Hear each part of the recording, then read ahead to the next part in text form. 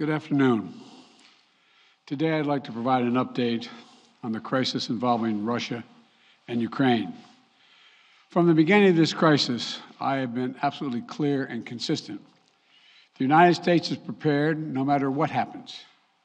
We are ready with diplomacy to be engaged in diplomacy with Russia and our allies and partners to improve stability and security in Europe as a whole.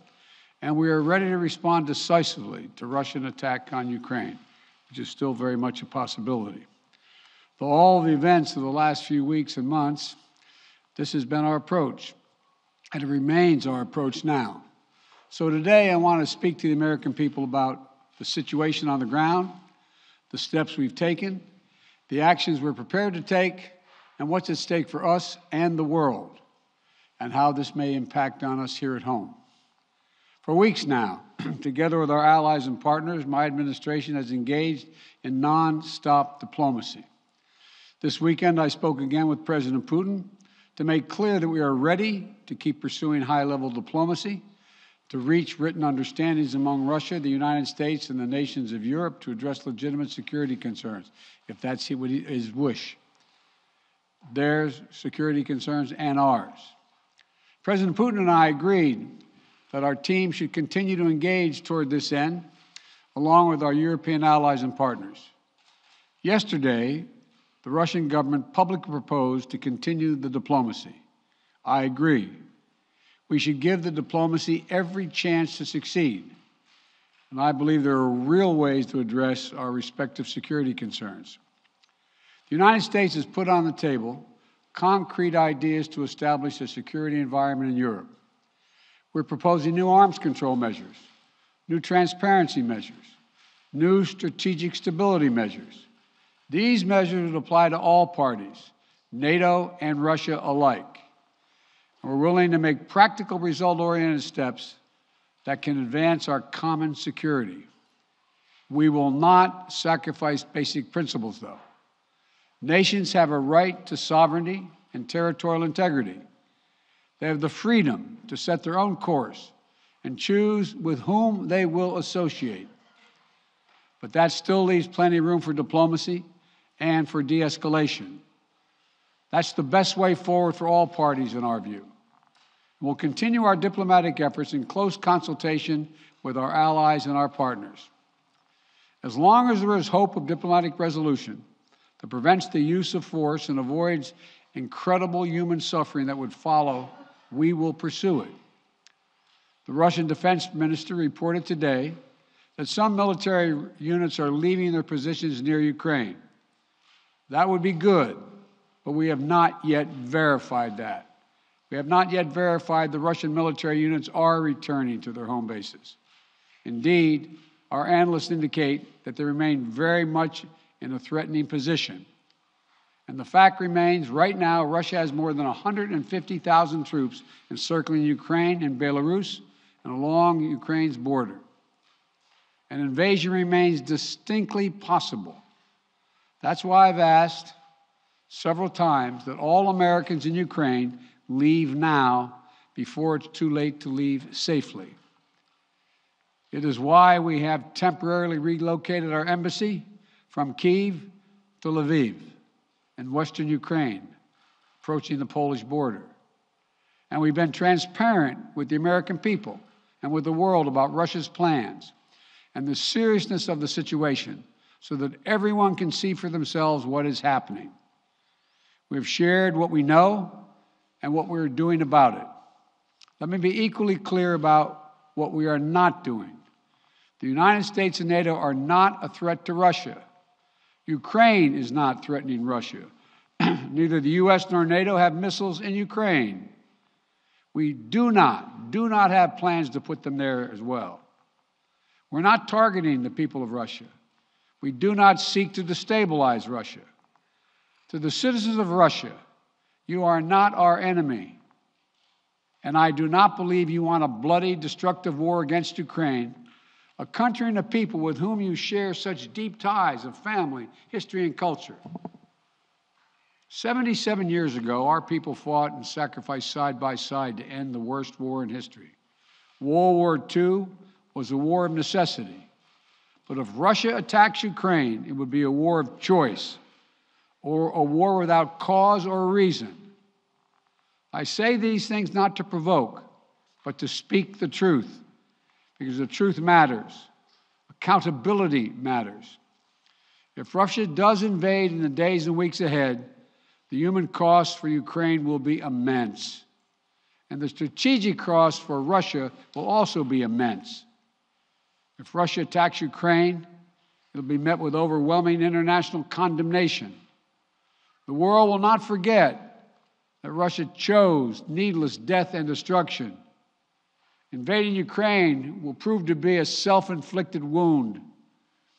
The United States and our allies and partners will respond decisively. The West is united and galvanized. Today, our NATO allies and the alliance is as unified and determined as it has ever been. And the source of our unbreakable strength continues to be the power, resilience, and universal appeal of our shared democratic values.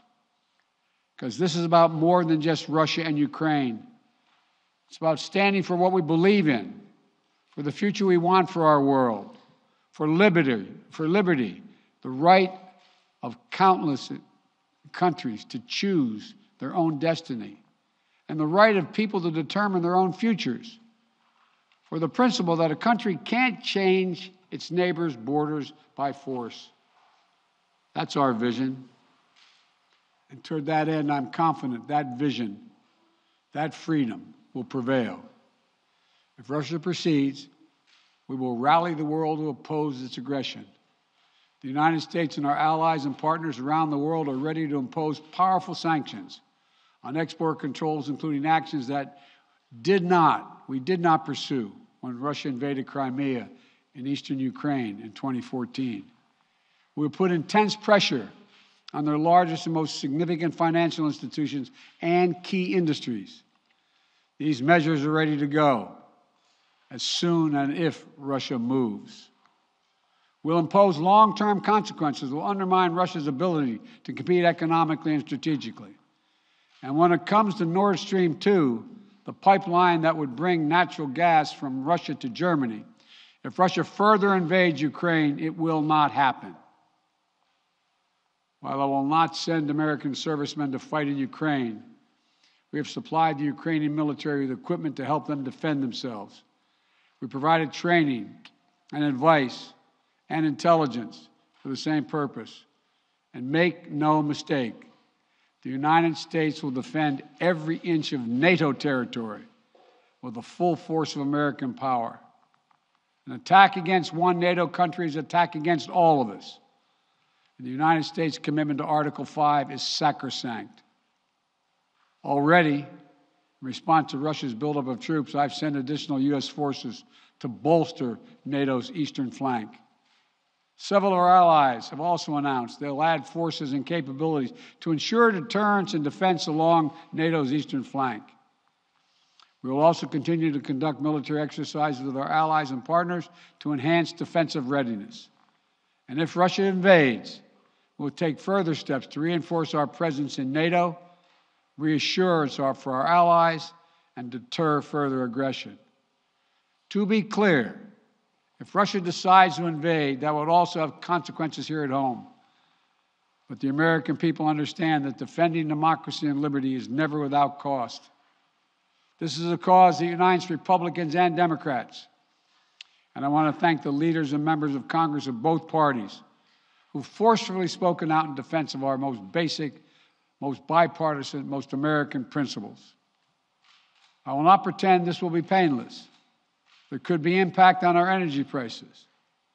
So we are taking active steps to alleviate the pressure on our own energy markets and offset raising prices. We're coordinating with major energy consumers and producers.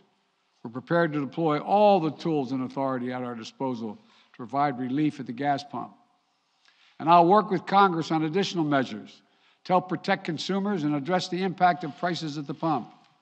We are not seeking direct confrontation with Russia, though I've been clear that if Russia targets Americans in Ukraine, we will respond forcefully. And if Russia attacks the United States or our allies through asymmetric means, like disruptive cyber attacks against our companies or critical infrastructure, we are prepared to respond. But we're moving in lockstep with our NATO allies and partners to deepen our collective defense against threats in cyberspace. Two paths are still open. For the sake of historic responsibility, Russia and the United States share for global stability, for the sake of our common future, to choose diplomacy. But let there be no doubt. If Russia commits this breach by invading Ukraine, responsible nations around the world will not hesitate to respond. If we do not stand for freedom where it is at risk today, we'll surely pay a steeper price tomorrow. Thank you. I'll keep you informed. Mr. President, whether or not they are de-escalating. Ukraine as a precursor to a Russian invasion? Are they behind the cyber attack, Mr. President?